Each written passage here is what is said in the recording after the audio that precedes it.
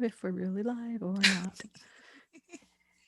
Okay, yes, we are live now. Okay, welcome everybody to our weekly Tuesday afternoon live stream. This week, I am your host, Dana Morningstar, and with me is the lovely and talented Angie Atkinson. So, welcome, Angie. Thank you. Happy to be here. We're happy to have you.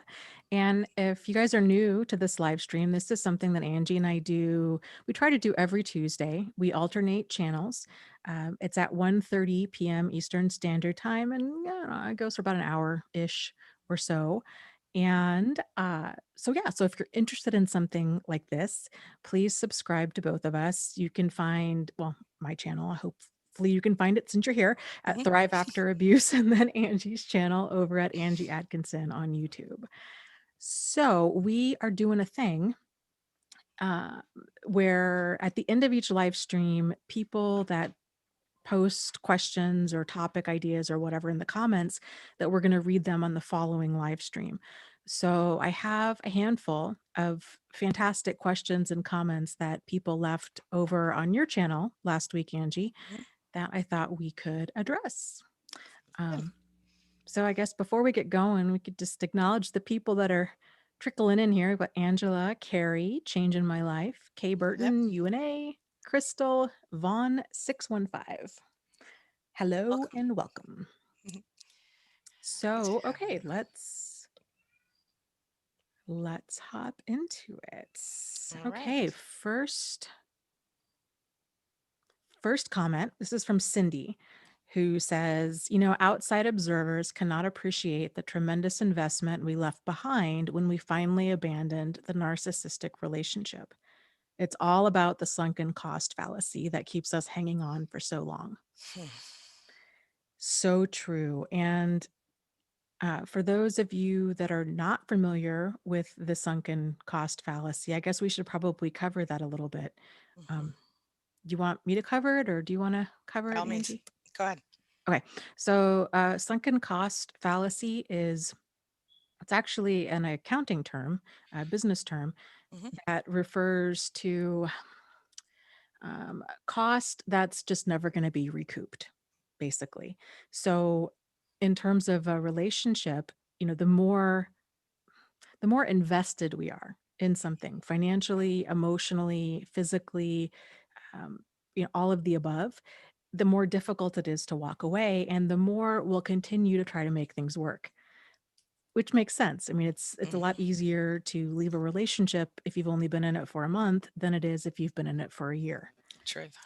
especially if you have children together, own a house, combined cell phone plans, combined your lives, these kinds of things. So that the sunken cost fallacy is definitely something that people hold on to. And I see it, I'm sure I fall into it myself, but of course these things are always so much easier to see in other people where, Hmm. um, just the other day I was talking to somebody who had put all of this money into branding her company and this certain software package. And I'm talking tens of thousands of dollars, but the software just wasn't performing and it was nonstop issues and it was a slow bleed. It was costing her Hmm. business every single day. And finally, she just, in her reason for staying was she's like, I've spent so much money customizing it, but the reality is it didn't work. And Yeah, so she finally cut bait and moved to a different platform, but it's hard. it is. It's hard to do to walk away. And that's just money. Yeah. Emotions are so much more than that. So, You invest your whole life into these people sometimes. Yeah. yeah. Yeah. Yeah. It's an ugly situation. I think that's a really interesting concept, a way of looking at it. But I think that's why so many people do get stuck, because Mhm. look, I've already put 20 years into this. Like if you walk away, you might end up with nothing, or next to nothing, or except your dignity and self-esteem and all that important stuff. Mhm. If you've had a certain lifestyle or maybe you just don't have the ability to support yourself, I think a lot of people struggle with similar issues. I did for a while. Oh, absolutely. And I think there's um, this concern there of or this driving desire of I really got to just make sure I try absolutely everything to make this Mhm. work. Yeah. before I walk away. Yeah. But the problem with that is if you're not clear on what does absolutely everything look like, Right. and if a person doesn't have a, a balanced understanding of accountability or responsibility, and if they're Hmm. taking on all of the responsibility and accountability for the relationship, Yep. then they could be in it forever. And I think too, the other part of that is the fear of, gosh, I've spent all of this time and energy and, you know, um, trying to get them to change. And what if I leave and then they somehow like blossom into Mm, this person that I always hoped that they could be. And yeah, now I've basically created this perfect partner for the next person. that's right. I hear that all the time, Yeah. and and people really, I get it because I probably wondered similar things. Although now Mhm. that with my ex-husband, for example, he's on wife number 4, and I was wife number 1. I'm pretty sure it wasn't the case. Mhm. Uh, but I hear that. I just have a client right now who's struggling with this so deeply, and it's such a difficult situation because everything seemed perfect, everything was great, and then of course all the typical stuff happened, and she tried to help him be better, complained, tried to work things out, and now suddenly he appears to be Mr. Perfect for the new person. And you know what I think happens is that it's the same in every case. It's a love bombing, it's idealization, it's whatever that thing is. Like for with this person, she was maybe more physically attractive than the next person and the person before her, so he was putting her all over social media, whereas the person that he ended up with maybe was less physically attractive but more socially advanced, let's say, or more wealthy, something like that. And so he wasn't putting her on all the pictures, but he was, doing other things for her. Like he suddenly had interest in his children from his previous marriage and, that he never did before. So little things like that, but big things like that. But you see that all the time, I think. And I think a lot of people Mhm. struggle with it. Yeah. They do, and really, um they're mistaking all of this kind of perceived happiness, this illusion of happiness, Hmm. for the honeymoon stage. That level of idealization and infatuation, all relationships go through it, and everybody always feels like that. I've met this perfect partner. I feel Yeah. so lucky. This is my soulmate, and everybody is on their best behavior until they settle in and start just getting real, Yeah. and that takes a minute. So don't confuse, and it's easier said than done, but don't confuse the honeymoon stage or a person acting the part with them actually changing. I totally agree. Yeah, absolutely. Do you have another? Oh, I sure do. Okay. No, you do. You have a bunch. It's All quite a right, few. go on. Okay. This is from Alicia, who asks, should we encourage a victim to leave, or would this impact them emotionally to the same degree as encouraging them to stay? Hmm, that's interesting. May Isn't I? it? Yes. Please go for it. Okay. So, the way I see it is this. I understand if any of you saw the video, one of the videos I posted last week. I feel very strongly that we should never tell someone they're wrong for not leaving, right? Even, because because different circumstances, different people, different situations. You can't judge someone if you haven't been in their shoes directly, right? With that being said, I do think obviously that the best option is to remove yourself if possible, and that dealing with it if you have to stay, there are things you can do, but it's definitely never going to be fully resolved unless you're able to extract yourself. I don't think it's unreasonable for us to say that, um, as long as we're not saying it's the only thing you can do, or you're going to be, you know what I mean? I don't think you can fully heal while you're still being abused. I don't think it's possible. I do think it's possible to gain some strength and to move, to my cat is outside screaming. He's outside my office like, bro. Okay, anyway, he's mad that the door is closed. Mhm. Anyway, sorry. I do think it's entirely possible to somewhat heal, but you can't. I don't think the wound will close unless you're out. Mhm. So I don't think it's fair of us to not tell people that narcissists typically won't change, that they don't change, and that if they stay, they will continue to experience what they're experiencing on some level until the end, right? Mhm. Um, uh, Outside of some, extremely large personal change from the narcissist, which we rarely see for the positive, right? So I can say that I've never seen it ever. And I've never heard of it happening on a legitimate level. So I would just say, I think it would be unfair for us not to say you should leave. And I do think it's unacceptable to say that you must stay. I think you have to do what's best for you in your time at the time in your life that you're in, but also in that process, if you are, like, say, planning to leave, you can work on learning boundaries, you can work on certain techniques and certain ways, and we don't need to go into all that unless you want to, ways that you can cope better and ways you could deal with them better to reduce their volatility, so to speak.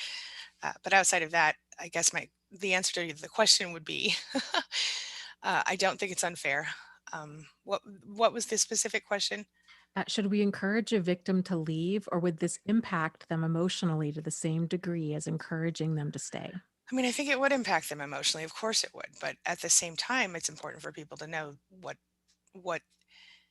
works and what doesn't, and for them to understand also that it isn't their fault, but they could, if they wanted to, take responsibility toward getting away and healing. I don't know. What are your thoughts? This is a very Complicated. difficult. Yeah. Yes, and I really like how Alicia worded the question, Hmm. um, because there are emotional consequences Certainly. to encouraging a person to stay in abuse as well as encouraging them to leave. And there's also issues.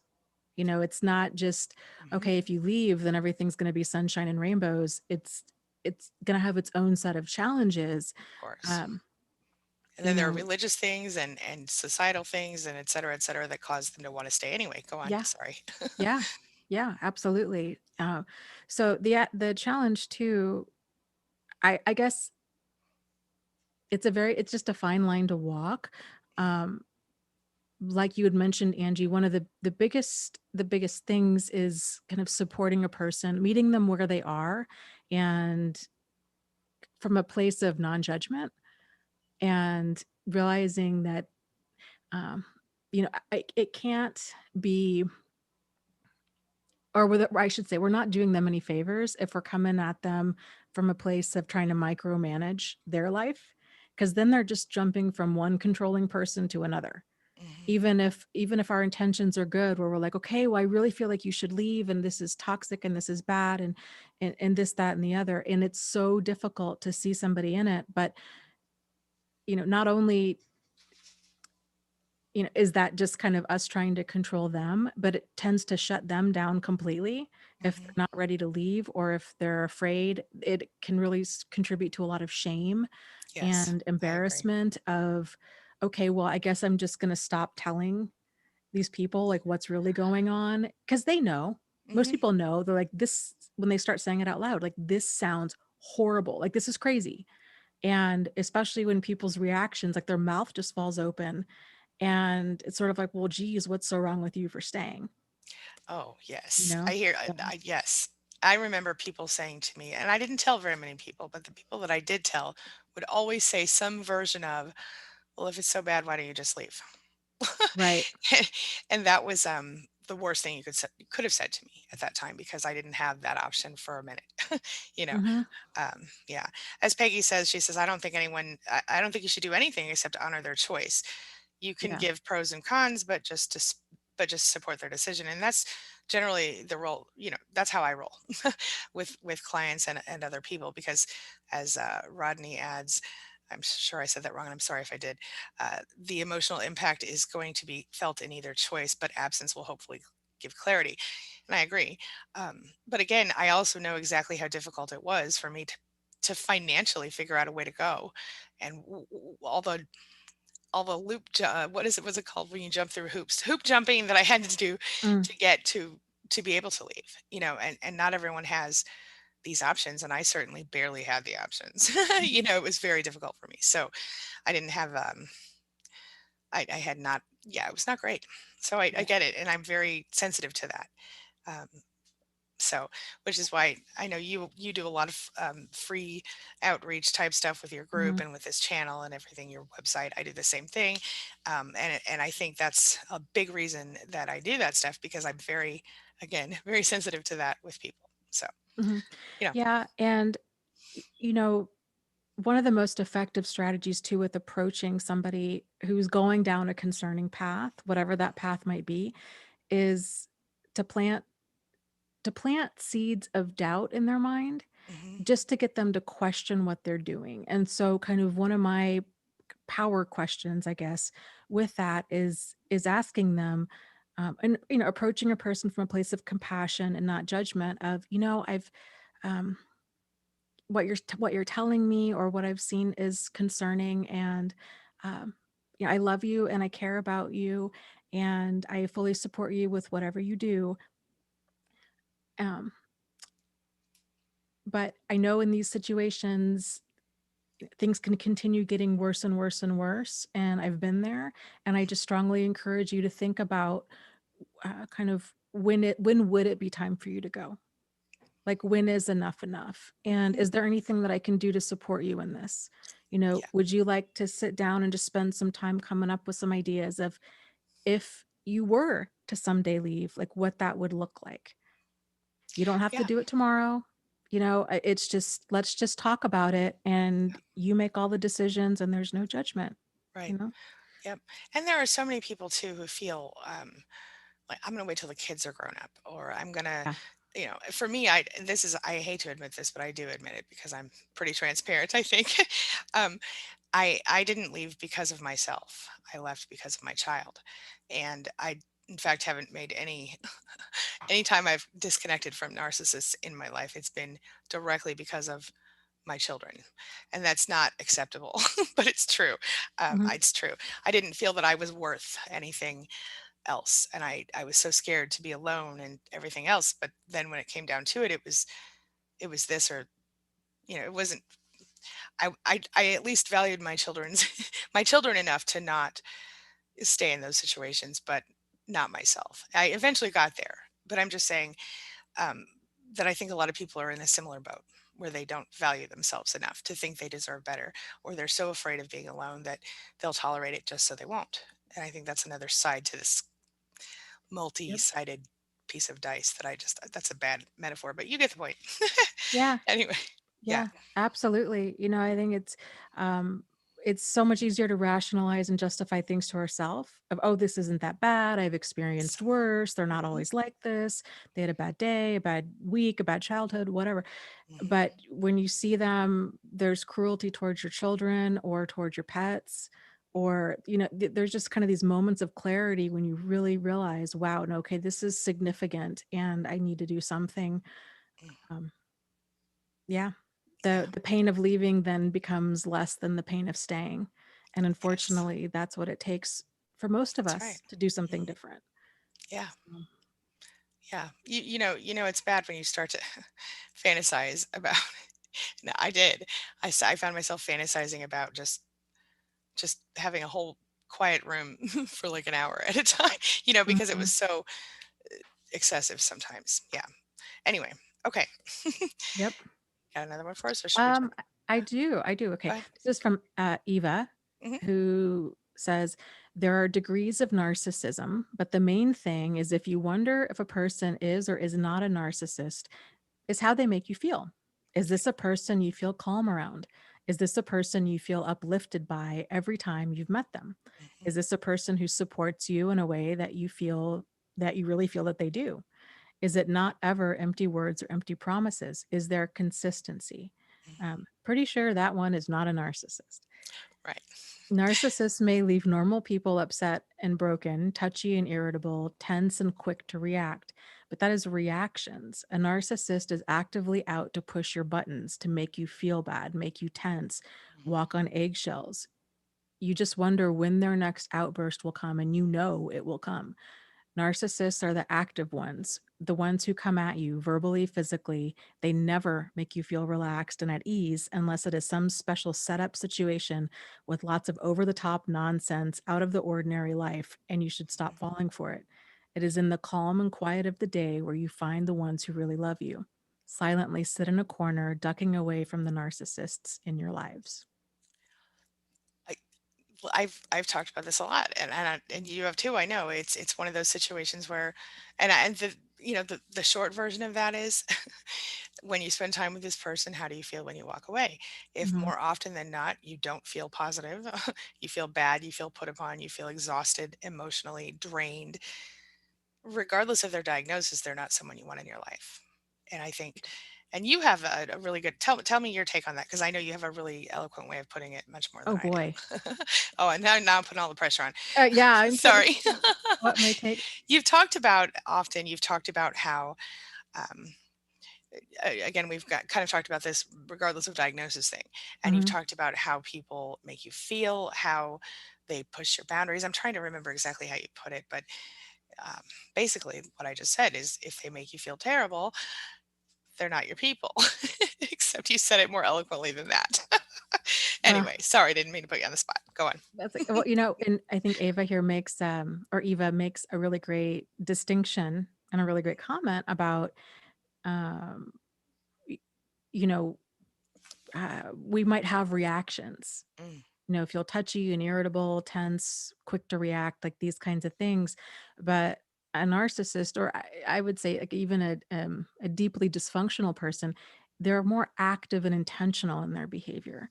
When you see that Dr. Jekyll, Mr. Hyde kind of side come out, that Mr. Hyde, yeah, Mr. Hyde side is it's active. It's looking for a reaction. It's a very emotionally charged words. It's using fear and obligation and guilt. It's incredibly manipulative. It's anxiety inducing.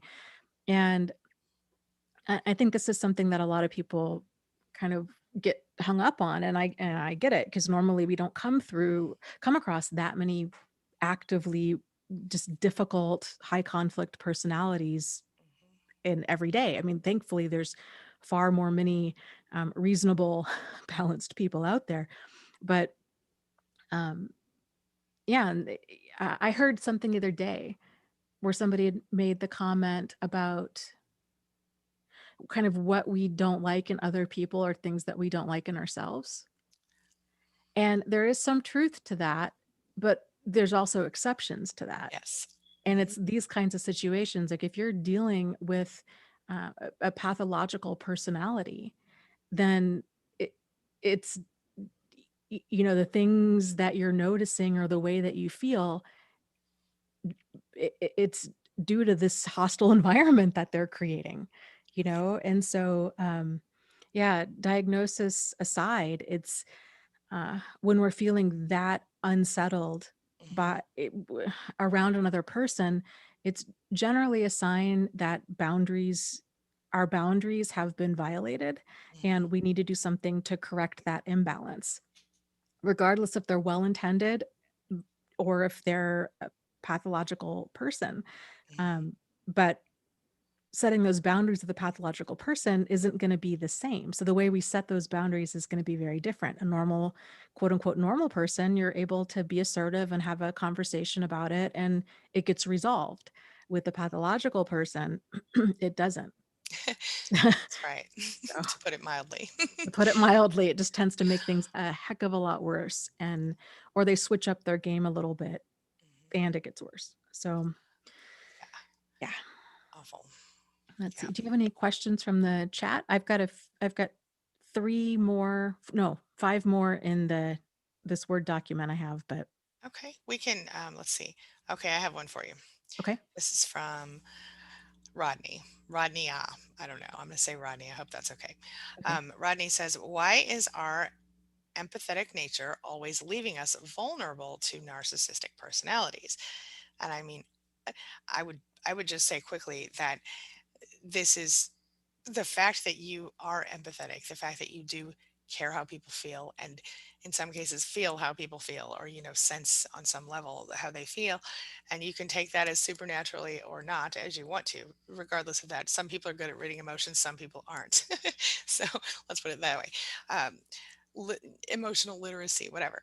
I think it's because we are very sensitive to how people feel. We are easily, personally, I am more likely to assume, or have been in the past, more likely to assume that whatever's wrong is my fault.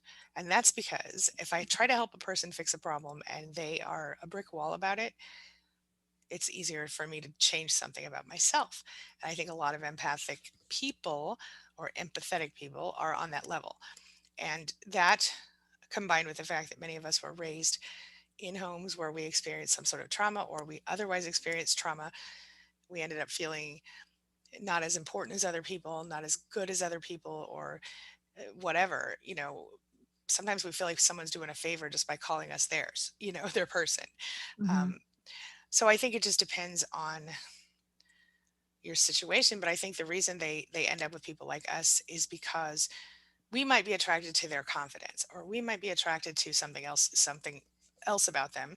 I tended to be into those dark poet types who sat in the corner and wore black a Mhm. lot, sometimes. Mhm. um, but we all end up finding out that, well, we don't know. What we don't know during the situation is that literally no one would be good enough for that person in their mind, but because we already feel not good enough, we're willing to accept that they treat us like we're not good enough, I think.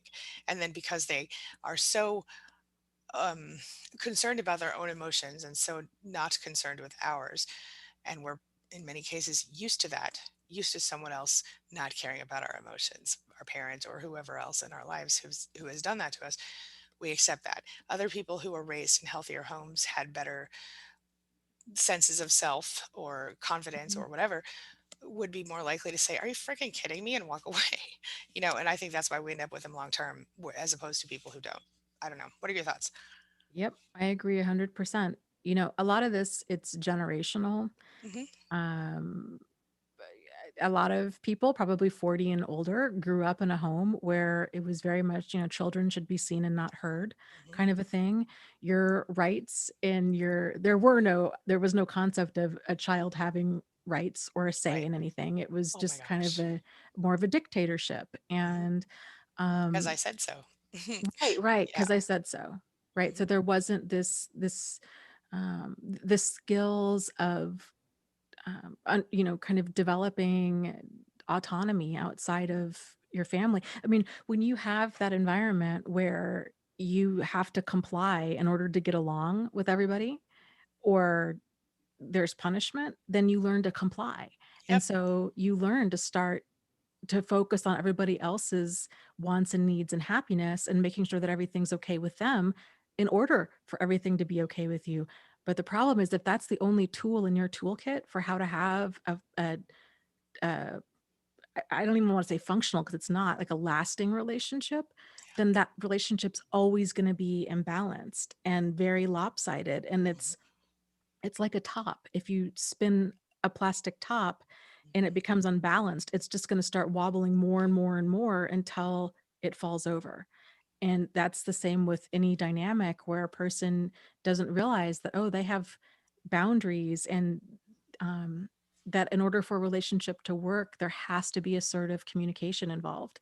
And you have to be willing to step out of your comfort zone and to have authentic conversations.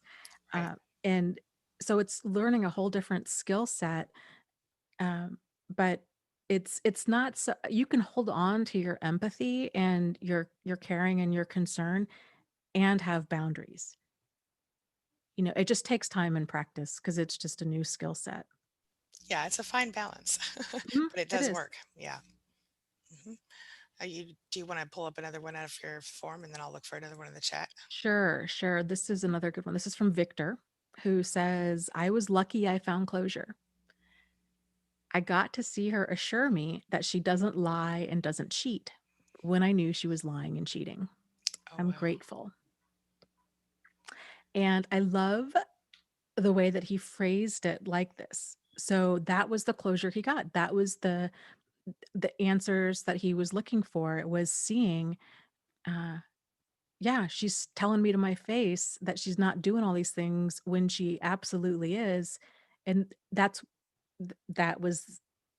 what I needed to hear to see, yeah, okay, yet another big time lie and Yeah. deception. And so Yeah. now I'm done. Yeah. Sometimes you have to, I think, it's a perception issue, right? Because a lot of times people don't look. I I have a client who literally walked in No, I'm sorry. She was dating someone, it was serious, they were gonna get married someday, they had some long-term engagement planned or happening or something, and, long story short, they kinda split up for a minute or had some issues and were kind of separate for a minute, and then one day they were in his bedroom together, she came over, they were back together or whatever, and some woman walked in on them in the bedroom and freaked out, and it was in his house where he lived, Mm, and it turned out that this was his new girlfriend. So and then she still felt conflicted about leaving, and it's hard. It's really about percent because that should, for some people, would have been closure. You know what I mean? Okay, I see that you have this other woman here and you're already in a relationship with her to the point that she feels it's appropriate to come in here and freak out while you, who is supposedly my fiance, and I are, being intimate. Obviously you know what I'm saying? So my point is he's obviously cheated. She has evidence of such and still questions everything. And then he doesn't deny, he admits this is his new girlfriend. So it's really, again, I think it's about what you choose to allow to be your closure. Sometimes I think we live in denial because it's too painful to see what's really happening. 100%. Yeah. Yep. Yeah. And, I think when some people, and the reason I like the way that Victor phrased that is I think a lot of people view closure as um, they want some sort of reasonable, understandable, logical answer. Hmm. But the problem is that their behavior is going to tell you everything that you need to know. So any type of answer response that you're going to get is going to be skewed because they have a skewed mindset. So even if Right. they were telling the truth, they're telling their truth, which is skewed. So, uh, you know, and then the other half of the time, when a person does get answers or an apology, a quote unquote apology or whatever, it's just another level to the game. And it's war manipulation. And I've seen so many people stay married for decades to a person who just is an unrepentant cheater or liar or thief or just garbage can of a human being.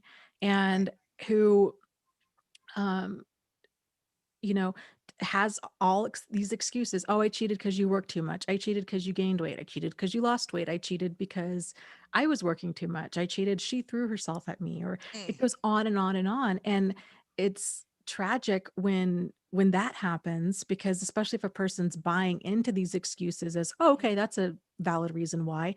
And then they start turning themselves into pretzels thinking, well, if I just you know, became more attractive and worked less and gained weight or lost weight or somehow turn myself into what they need, then they'll stay faithful. And it That's not true. doesn't work that way. It No. just doesn't work that way. Mm-mm. It's No. not about you, it's about them. Absolutely. And that's the thing. And I want to just say something to anyone who I just feel like somebody needs to hear this today. Okay.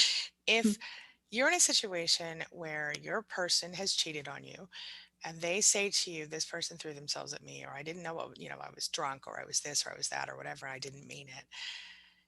And you get mad at the other person. Don't do that because the truth is, even if that person, now you could get mad at the other person if they are your sister or your best friend or someone else who knows for sure that's your person. But the real culprit here is your partner, and the reason is because it is not anyone else's responsibility to protect the sanctity of your relationship. And that's something it's a hard thing to learn and a hard thing to swallow sometimes, especially when it would be so much easier to Hmm. blame the other person and continue your relationship. But you need to know that you and your partner are the ones who are responsible for that relationship and to protect it. And so anyone else who gets involved, whether they know it or not, whether they know that you exist and are in a relationship with them or not, I don't think it's relevant.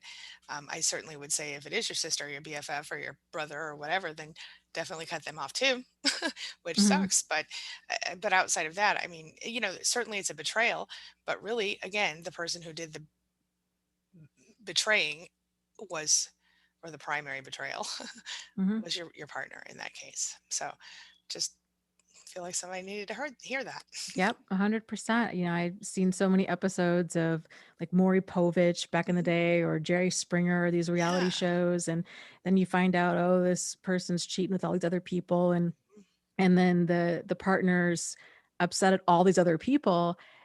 And the reason, like you said, that people do that, it's a way to deflect and Mhm. divert the real issue, because if we actually acknowledged, "Oh, no, these other people," especially if you're married, "they're not committed to you. They didn't take a vow. They didn't Right. they don't owe you anything, That's right. frankly.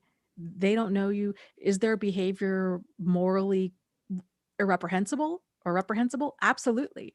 But they didn't make that commitment to you, whereas your partner did. And, Right. um, And yeah, in many getting right at cases, the the right partner person. lies. Sorry.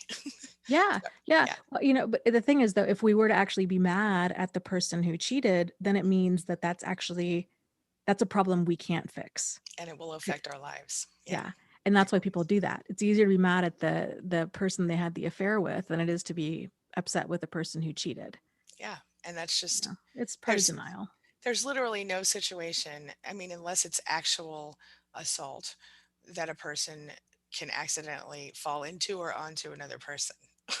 You know what I'm saying? Like, Right. it does not. I mean, maybe if it's your twin, even then you would think you could tell them apart if you were married to them or with them for a long time. Yeah. But other than that, and then they'd have to be like identical twins, and it's just unlikely. So Yeah. anyway, Yeah. yeah. I'm sorry. It's okay. I just had this. Anyway, okay. Do you have an? Let's I don't have a question for us just yet. Oh wait, no. There's something. Okay. It's something happening with Mystique, and I can't see. I can't find exactly what's happening, but looks like Mystique is trying to get out in a quick way from a Okay. dangerous situation. So if anyone wants to tag myself or Dana in uh, a quick detail about that, that would be helpful. But Dana, do you have a question for us? I do, Hmm. while we're waiting, um, for more clarity here. Hmm. Um, so this kinda goes along with it. This is from Suzanne, what we were just talking about with closure and apologies and manipulative behavior. She says, on closure and apologies, oh, I am so glad this came up. It took me so long, too long, to get resolved with the narcissistic abuse from my ex-husband. Here's what finally got me to the point of closure or even forgiveness: the total realization that he did what he did and does what he does because he is what he is, a narcissist. He won't change. I was wife number 3, and there's a reason for it. It's as plain as the nose on my face, but to finally come to terms with it for me is monumental. I'll tell you something else. A year after I left the area we were living in, he messaged me. It wasn't a, "Hey, how are you?" or "What have you been up to this past year?" That would have been an invitation for some semblance of a normal conversation. He made a remark about my Facebook Messenger picture, not of me, of my cat, the one who lived with us. I Hmm. didn't answer. He was wanting to get a reaction from me, and I wasn't going to give him the satisfaction of one. Then he sent me a really nasty email message. Like the resolution of closure, I realized that it wasn't a bad thing. It wasn't that bad of a thing in far, far hindsight. What it does do is give me the new insight. He really never will change except to get worse. If he's demonstrating this much narcissistic injury one effing year after no contact. I changed my email address right after that and deleted the old one. No telling if he tried again or not. I actually hope so, then the joke is on him. Anyways, thank you, Angie and Dana. I enjoyed your program. Right on. Yeah, That's some good insight. I like it. Hmm. He or she, they do what they do because they are what they are. That's right. That's it. That's it. That's And I think if you wrapping can, your brain around that. exactly, yeah, and it's hard because you Yeah. fell in love with some false image or a false self, and that's the person you think is the real person, and it should be the real person. But it is what it is, and they are what they are. And I think that's a really almost profound way of looking at it. Hmm. I like to point out that narcissists are limited people. And if you can look at them and see them as such and recognize that, in fact, what they're doing is not because you're a bad person or there's something wrong with you.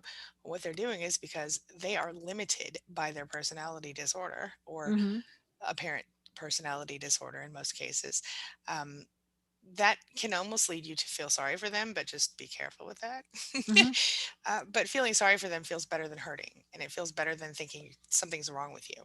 And you don't have to feel sorry for them. You can also see them for what they are and think they're a big fat jerk if you want to. Mhm. But I found myself as I dug into the psychology of it all, feeling like, gosh, that's really messed up, but I can't continue to live with. That's the thing I wanted to ask you to talk about, Dana.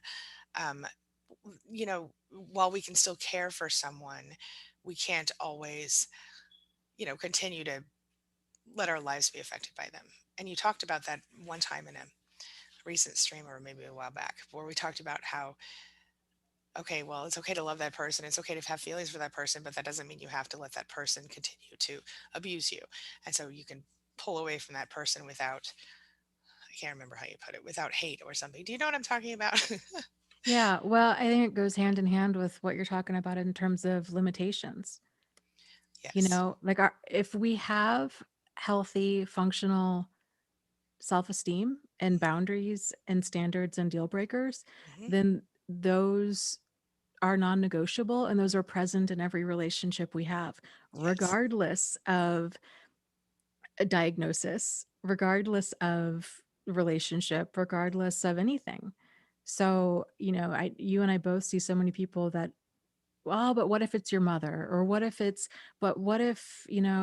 they have a personality disorder or there's some mental illness there? Or what if this or what if that? And I like to use the example of, you know, the end result's going to be the same. It's like if you had three different people playing with matches in your house, Hmm. one was a narcissist, one had a traumatic brain injury, and one had untreated mental illness, right?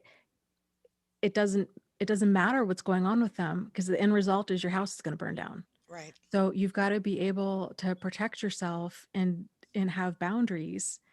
And ideally, when it's significantly easier to have healthy, functional boundaries with, um, I don't know. I think when we realize it's not personal, Mm-hmm. it doesn't feel so personal. But Mm-hmm.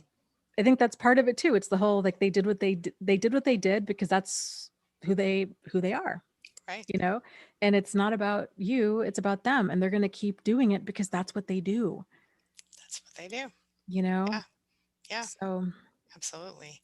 I do have a question. Oops, I have a question for us. yeah. Okay. Ruru asks, we actually just kind of talked about this, but I'm going to say it anyway. Okay. How do you make sure that someone was a true narcissist, not just a player that never loved me, because he's getting married and is so committed to the new one, treating her like a queen? So, Ruru, let me say this to you. First of all, everything we just talked about was on point in this case. For the NPD thing, whether or not they are is irrelevant. But this new getting married with the new person and treating her like a queen thing, um, check back in a year and see how she's doing. I don't really, but I'm just saying the fact is that in most every new relationship, you will get, when it comes to almost any relationship, you will see a period at the beginning, whether it's infatuation or whatever, where you kind of go through that, oh, I'm so in love part, and everything's wonderful. But with narcissists, whereas okay, in a healthy relationship that will move into a comfortability and an understanding and a shared experience that even though it may not be as exciting is still healthy and good for you and makes your life better, not worse.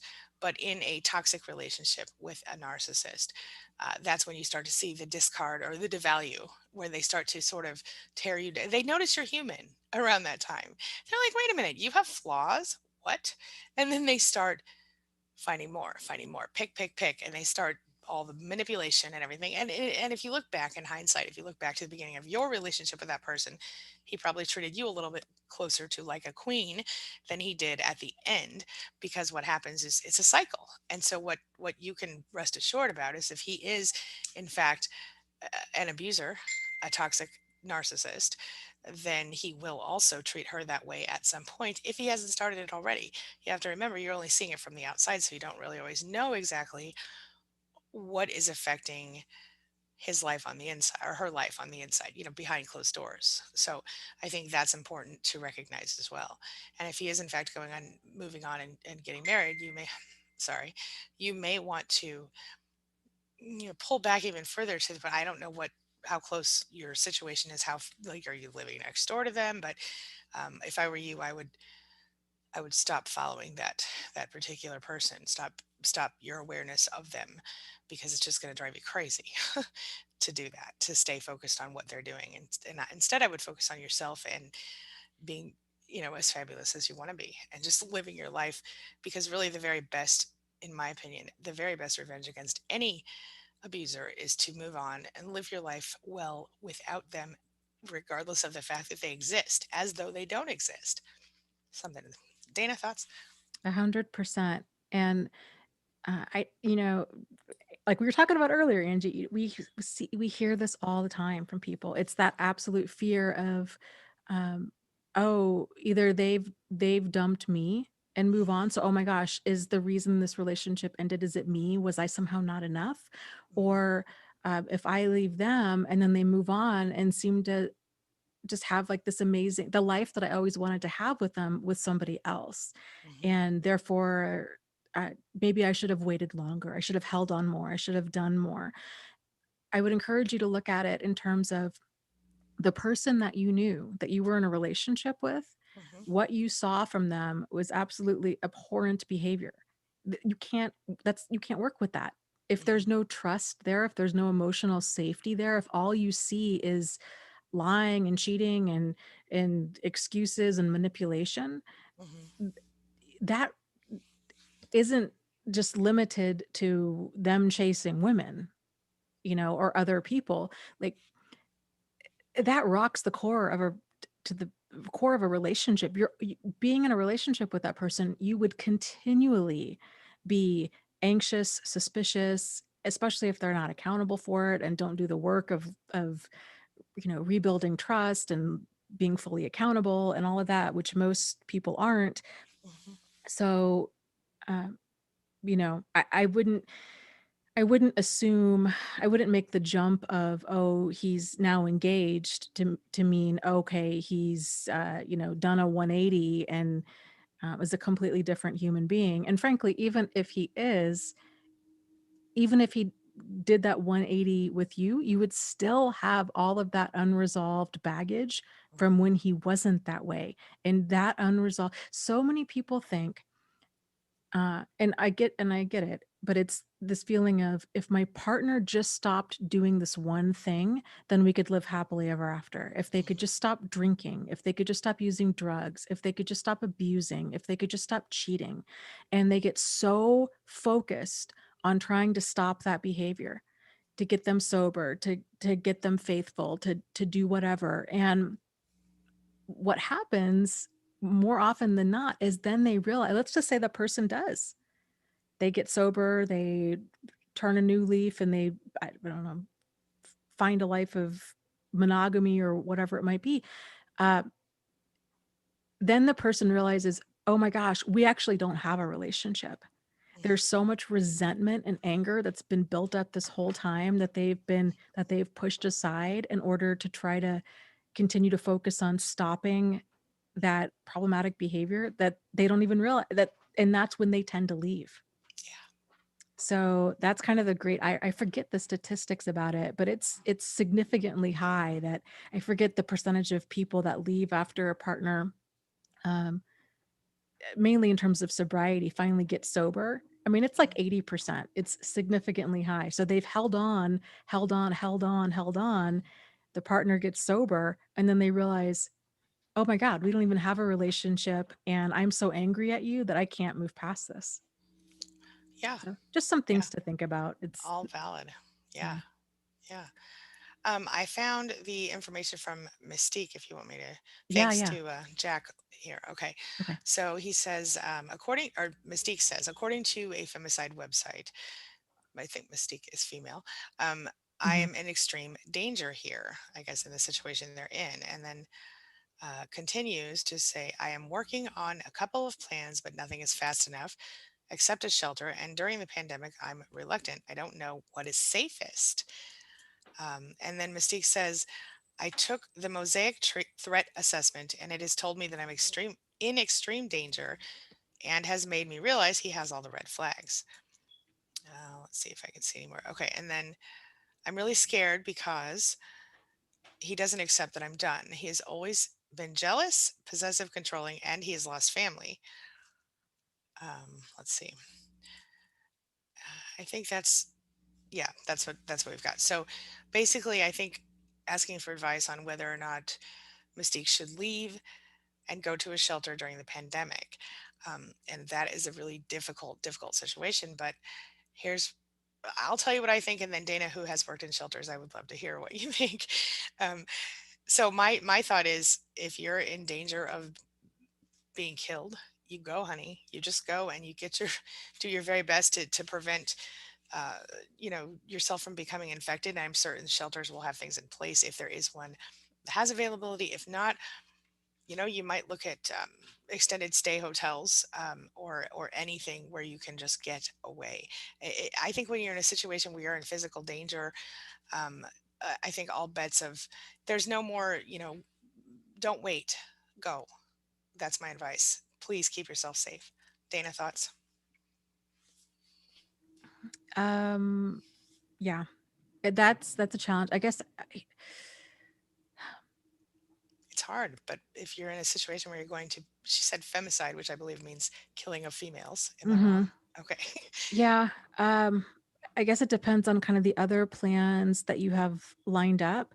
Hmm. Here's where I would start with that is I would when well now now I would contact a local domestic violence shelter in your area, call them, let them know what's going on, say that you're terrified, talk to them in detail about the plans that you have and kind of the time frame in which you think you can get them going. See if they have space available. Let them know about your COVID concerns. See what they recommend. If oftentimes they can help line up um, kind of interim funds, Hmm. especially if you have disability. um, so they can help you brainstorm kind of the next steps to get out.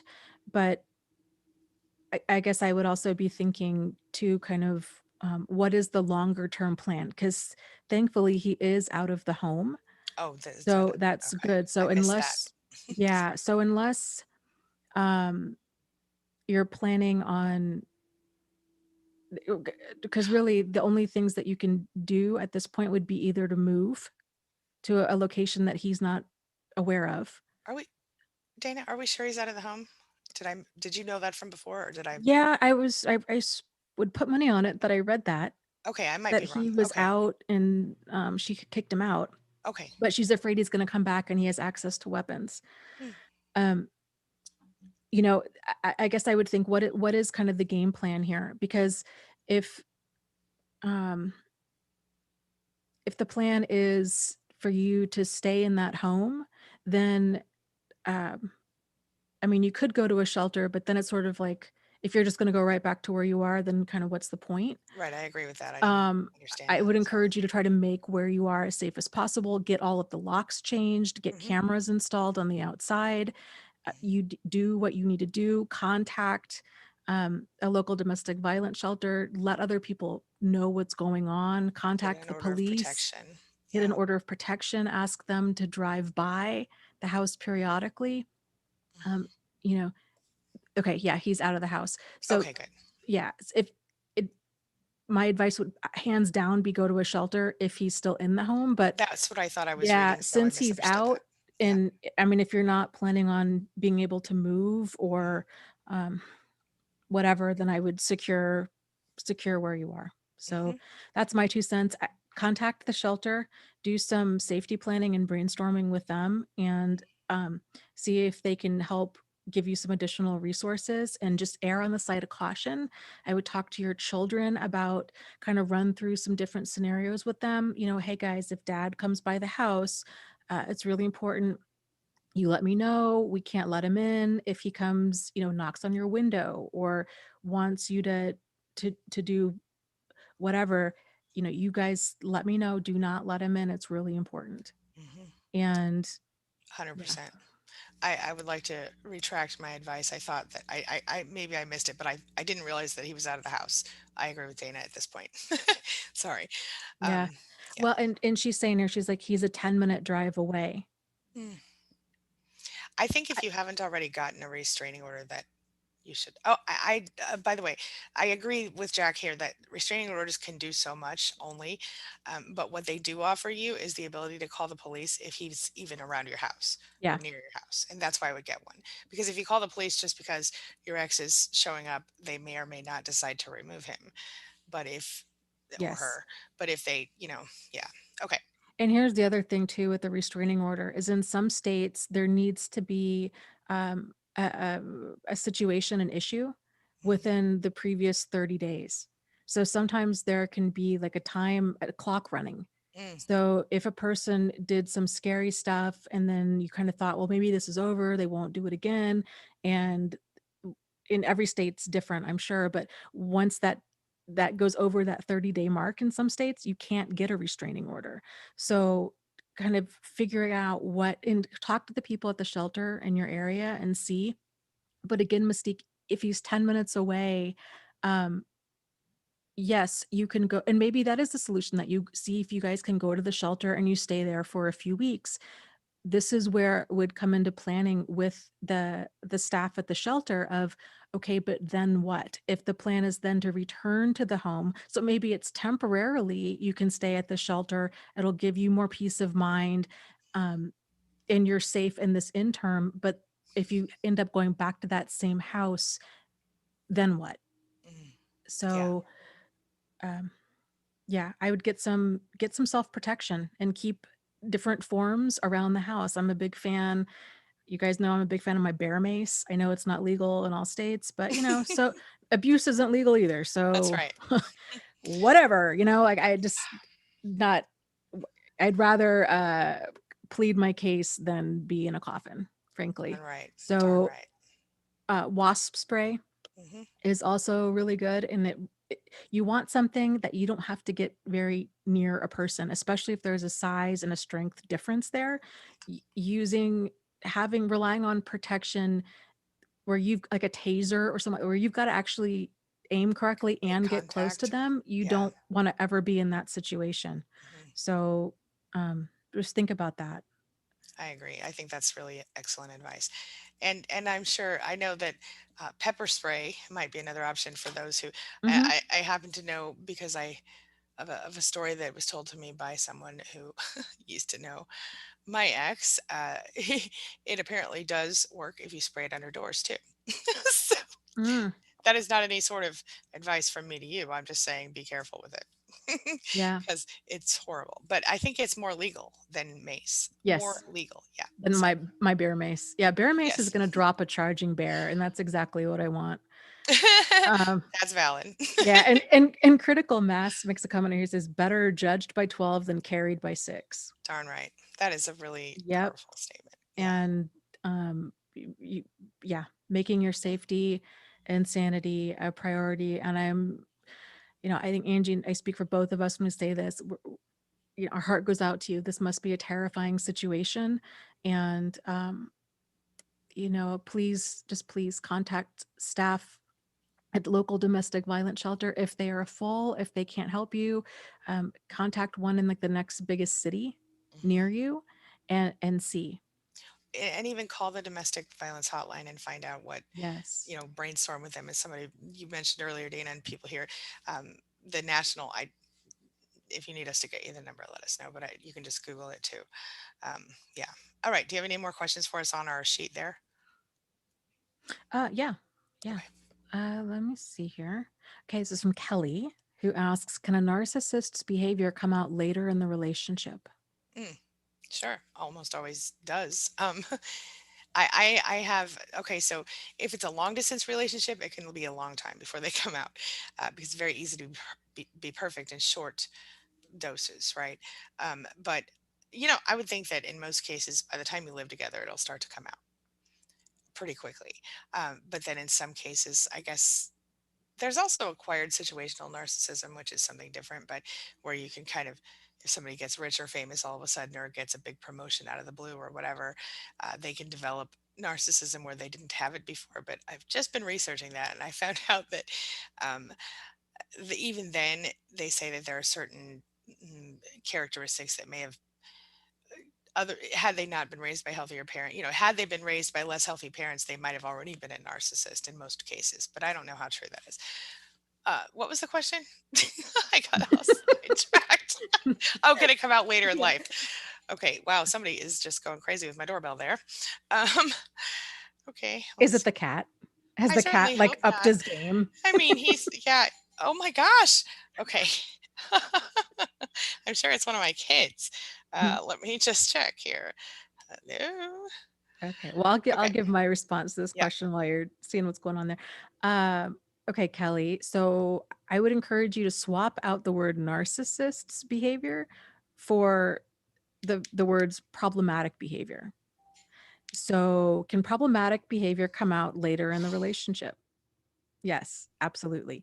Normally with uh pathological, like, personality disordered type behavior, you tend to see it sooner than later, but that kind of stuff, it's on a spectrum and it ranges from mild to severe, overt to covert. Some people you can tell, man, this person's, like, you on one end you have the Unabomber, let's say for example, who you're like, yeah, this guy checks all the boxes, right? Kind of Mhm. this guy who lives on the fringe of, fringe of town, is loading up on weapons, kind of has an axe to grind against society. But then on the other side, you have somebody like Ted Bundy, who's incredibly charming and likable. He's able to brutally murder, like viciously, horrifically murder probably dozens of women, but then have a girlfriend who has a child at home and have a good relationship at home. And same with the BTK killer. Yes. And they were totally blown away by it. Yep.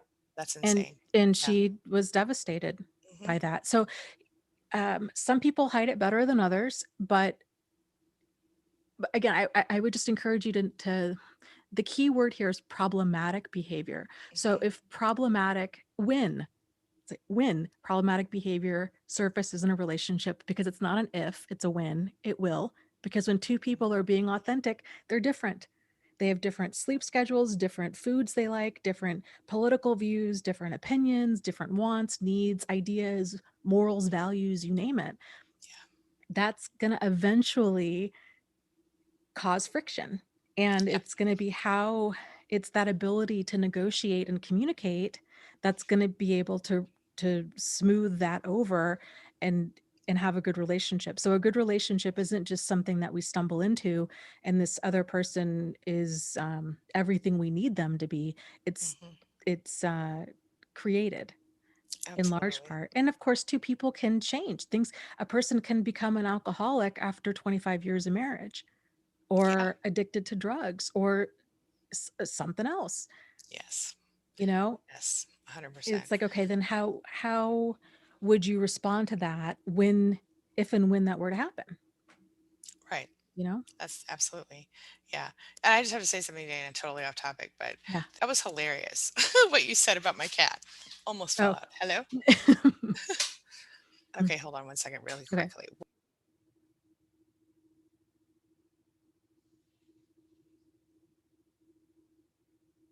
Okay, I guess I will. Sorry about that. That's okay, I must scroll. Okay, I have one for us though. Oh, Okay. anyway, it was hilarious what you said about my cat. It hit me in a minute ago, and then I got distracted again. Sorry. Okay, but no, here's the question. My daughter used to. This is from Mindy. My daughter Okay. used to be honest and kind, but because of her codependent relationship, she lies and is toxic. My son says the symptoms are like demon possession. It's like something is controlling her, and I can relate to that. And I would like to talk about it really quick, if that's okay with you. Mhm. Here it goes. So I think that I can relate to this really personally as well as from an outside perspective, because I know that when I was in my toxic marriage, I found myself um, to the point that I literally got. First of all, I was ashamed of what I was putting up with because I knew that it would be ridiculed, or I thought that it would be ridiculed. It would have been Mhm. by some people in my life, that I would be ridiculed and shamed for allowing it and tolerating it and everything else. Secondly, when you're in a situation like that, you very often find you find yourself in extreme, what's the word I'm looking for? Uh, you're so overwhelmed by this emotional energy that you're dealing with and this abuse and everything else, that you end up literally not caring about anyone else in your life up to a point, or caring less about them than the other person. So you make excuses for the narcissist, you or for the toxic person, you tolerate crap that you wouldn't tolerate, you hide stuff for them, you lie for them, you push people away for them, you isolate yourself. So what your daughter is going through is probably, you know, exactly what a lot of us have been through. He is certainly probably control, or she, I don't know if she's certainly controlling, being controlled. And as a result is probably isolating herself and pushing away people who would otherwise, people like yourselves, who would otherwise support her and maybe even help her get away from that person. And all of this is part of the game, in my opinion, for the toxic person, the abuser. I'm really sorry you're in that situation. My advice to you would be to tell your daughter that you love her and you're always going to be there for her, but that, and to let you know when and if she's ready for your help. I mean, if that's something that you're willing to do. And again, if she, not again, but if she's causing toxic issues for you outside of just, things that are causing major issues in your life, then I would be looking to maybe emotionally step back and just say, reach out to me when you're ready, and just maybe don't have expectations for now. Unless you know she's being somehow physically abused. Even if you tried to do some sort of intervention, she would probably, it's like Stockholm syndrome, it's trauma bonding. She's kind of, it's going to be hard to get her away until she's ready. So I'm sorry that you're in that situation. Dana, do you have any thoughts for Mindy? I think you covered everything. Okay. Yeah, it's so scary, and to watch a loved one be in a relationship like this, and it can, and we just kind of have to hope and pray that they, Mhm. um, you know, kind of see the light before they get too deep into it. Yeah, So yeah.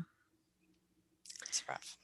Here's a question from Necessary Truths, Mhm. who asks, I'm wondering how to distinguish between bipolar and narcissistic personality disorder. Is Mhm. NPD the umbrella for BPD? And I'm guessing when you say I mean, BPD, according to borderline. your previous question, you mean bipolar Okay. disorder, Okay. um, or is it vice versa? Can I, I'm just going to say really quick, bipolar is not on the cluster B spectrum. So borderline personality disorder would be on that same spectrum. But generally, what I've seen is the symptoms are. So I've seen it be misdiagnosed from NPD to BPD, bipolar. But I would say the biggest difference is the empathy or lack thereof. Someone with bipolar generally still has the ability to be empathetic up to a point, whereas narcissists might have cognitive empathy, but not compassionate empathy. So thoughts, Dana? Yeah, and one is a mental illness, the other is a personality disorder. So Mhm. one can be treated with medication, um, one not so much. So narcissism, not so much. It's ingrained. Bipolar disorder, comes in two types. There's type 1 and type 2, and each, again, like anything else in life, it ranges from mild to severe. Um, and every person has different symptoms, but there's kind of like defining characteristics of everything, I guess, really, in the DSM. So with narcissistic personality disorder, it's kind of, it tends to be grandiose. There's a checklist: grandiosity, levels of superior or feelings of superiority, kind of lack of empathy, lack of remorse. I should say lack of sincere empathy, lack of sincere remorse. Um, really kind of cold, cruel, calloused mistreatment of others, just the indifference of pain that they cause to other people. With bipolar is a mood disorder. And so depending on if it's type 1 or type 2, um, type 2, this is, I don't want to, I mean, this is kind of just kind of generalizing, but type 2, it's ups and downs. So there's kind of that euphoria to that depression. Type 1, it's extreme highs and lows. There's often um, inability to sleep. So person's up for nights on end. There's, instead of like that hypomania, it's mania.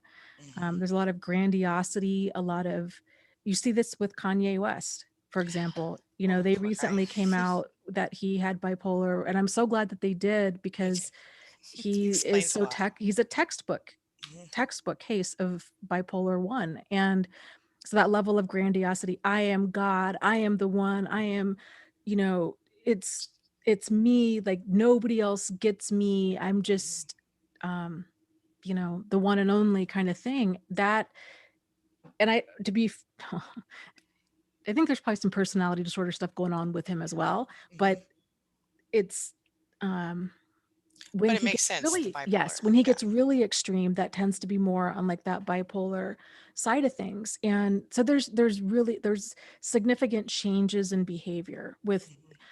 extremes, Yeah. oftentimes, like shopping, sex, like hypersexuality, big time shopping sprees, large amounts of energy, these kinds of things. That's not seen with narcissism. Mhm. So uh, but at the end of the day, if we're talking about people that you have in your life, your boundaries, regardless of what it is, untreated bipolar or even treated bipolar or narcissistic personality disorder, your boundaries still remain the same. Mhm. So, you know, eh, uh, I just would encourage people to not make allowances. Mhm. If somebody's behavior is destructive to you or those that you're responsible for, then it's a problem and it cannot continue, Mhm. regardless of they have a brain injury, they have a personality disorder, they have a mental illness, they had a bad childhood. It's tragic, but there's no value in sinking yourself. It's like the Dalai Lama talks about compassion. Compassion is incomplete unless it includes yourself. And I agree completely. Like, it's not an act of love to the whole saying, to set ourselves on fire to keep somebody else warm. Like, that's not love. It's not compassionate to throw away your boundaries and just get dragged through hell for That's another person. Like, that comes from our own deep-seated unaddressed um, Mhm. ideas or messages or um, issues with attachment and relationships and our own relationship trauma. So yeah. Yes. Totally get it. I'm with you. Yeah. I'm trying to Yes. see if Well, do you want there. to do one more question and then we'll Sure. wrap up here? Okay. You have it for us, or do Uh, I can pull one if you don't? no. Okay. Okay. This one is, I want to make sure. Yeah. This one is back to Mystique's situation. And I think this is relevant to everyone on so many levels. Um, it's not even a question, it's a comment, but I'd like to comment on it. Hmm. I still have a hard time forgiving myself for not seeing him sooner. So much damage was done. I'm learning to forgive myself because to me, manipulation is a foreign thought. And I think you kind of almost answered your own question there in a way. And what I mean is, you can't beat yourself up for what you didn't know when you didn't know it. And I think that it was Maya Angelou who said, forgive yourself for what you didn't know when you didn't know when you didn't know Hmm. it, because the truth is that who could know? I mean, even, I grew up with a mother who I knew had done things that were wrong, and I knew didn't raise me the way that a person should raise a child. And I won't go into a lot of detail right now, but I feel like I should have known because I'm still really good at reading people. I can read most people like a book. And if I look back and I see that in hindsight, all the things that I were glaringly obvious red flags to me, I feel like smacking myself a little bit, and I feel really mad at myself for wasting so much of my own time. Especially, as I get older, I realize time isn't as is not replaceable. I'll just put it that way. Hmm. So, certainly I can understand how that feels. But I will tell you this, Mystique. At this point, you've got a choice. You can stay stuck in beating yourself up for the rest of your life if you want to, but as I see you're working on forgiving yourself, I think that's important. But do not continue to abuse yourself on their behalf, if that makes sense, on his behalf. Do what you need to. If you were talking to someone you loved unconditionally, like your child or your best friend or your sister or whoever, and they had a situation like this. Now, obviously, this would be if your child was an adult. I'm not sure your situation, but um, what would you say to them? Would you say to them, "You really messed up," or would you say, "You know what? It's not your fault, honey. You didn't do anything to deserve this. You deserve to be happy. Please forgive yourself and move forward." Because that's what I would say to you, and I hope you would say that to yourself. Dana, thoughts? Yes. So, yeah, I agree completely. We can all any of us can do is to take action based on the information we have at the time. And when we know different, we can do different. That's And right. um, I think it's not only about falling in love with a person and then things just kind of slowly descending into awfulness. A lot of times it's just these messages that we have about relationships and the way the world works. I mean, on a more definitely on a more mild end. Like for example, when I was married to my ex-husband, um, I went to get a massage, okay? Mhm. And the masseuse was this guy, and he was really creepy, and the whole thing was incredibly uncomfortable. And I kept minimizing this, thinking, "No, surely I can't be seeing this correctly. Why would he hit on me? I'm wearing my rings, right? I'm married. So Mhm. why would somebody hit on a married person? They're Mhm. obviously not available." And so I Right. kept minimizing it. And then I called a friend of mine afterwards and was just like so disgusted and yucked out and by the experience. And she had the same experience with that same guy Wow. when she was pregnant, like 8 months pregnant. And she was thinking the same thing. Like it's 8 months possible yeah. pregnant. She's like, this can't possibly be happening to me. She's like, you know, I'm not, she wasn't feeling sexy. She's like, I'm 8 months pregnant. Why would he can't possibly be hitting on me? I'm married and I'm very pregnant. So, anyways, the point of that is sometimes certain things just are not on our radar of possibility. And then when you realize, oh my gosh, no, Mhm. there's like a lot of different ways of of acting out there and behaving, and um it is just it's just difficult. I mean, there's so many messages that I had about marriage thinking, well, Mhm. gosh, um it- like Ride or die. All right, that. yeah, these are just Mhm. certain things that a person does or doesn't do. And um it just wasn't on my radar of that this things could be otherwise. And of course we all tend to think, well, if they somehow are otherwise, that we would for sure know. Right. And we're generally wrong because we all have ideas about what certain things look like, Mhm. you That's know? right. Yeah. So, And we in many cases we would see through a person. But these people are different because they come on different. They come on like they are not just regular or healthy, but almost too good to be true. To, and many cases, not all the cases, but many yeah. cases, So, yeah. Well, and then just the level of manipulation, spinning it around, blaming you, Right. kind of dangling those your hopes and dreams in front of you, and then it's just, it's just manipulation at an intense level, and it's very difficult to see out of it, especially if everybody around you has kind of the same ideas about relationships. Oh, commitment takes work. Relationships are, you know, takes two people to tango, and all of this stuff. It's all bad advice, and it leaves a person more confused than anything. So, Yeah. um, Yep. And then there's these, oh, okay, well, I know. But there are these other people who will tell you, and big dating experts and all of that, who mhm. will try to tell you how to stay with someone like this. And it's just, again, if you don't have to, you should not. But anyway, yes. All right. Yeah, yeah, that kind of advice just absolutely makes me see red. And Mm, I feel like there's an ethical responsibility mhm. that a person has in general, and that there should be consequences for that. I don't know, I totally but agree with you 100%. it's so damaging and just so not okay. So, Yeah. People don't understand. Yeah. yeah. Yep. All right. Okay. Well, with that said, I think, okay, good. Mystique was saying, "Oh, Angie, yeah, that makes so much sense. Thank you." Right on, right on. And Helpful Mom says we both look good today. Thank you. Oh, thank you. Yes, and I hope to see you both, Huffle and Jack, tomorrow night on my live stream. Thank you guys. Thank especially to the admins and Mhm. Huffle and Jack. You guys are just always here and you're always on it and you're just very much appreciated. So please just know that. Indeed. Yes. Okay, so I guess everybody, thank you so much for being here. Again, this is a live stream Angie and I try to do every Tuesday, 1:30 p.m. Eastern Standard Time. And it goes for about an hour-ish. We Ish. rotate channels.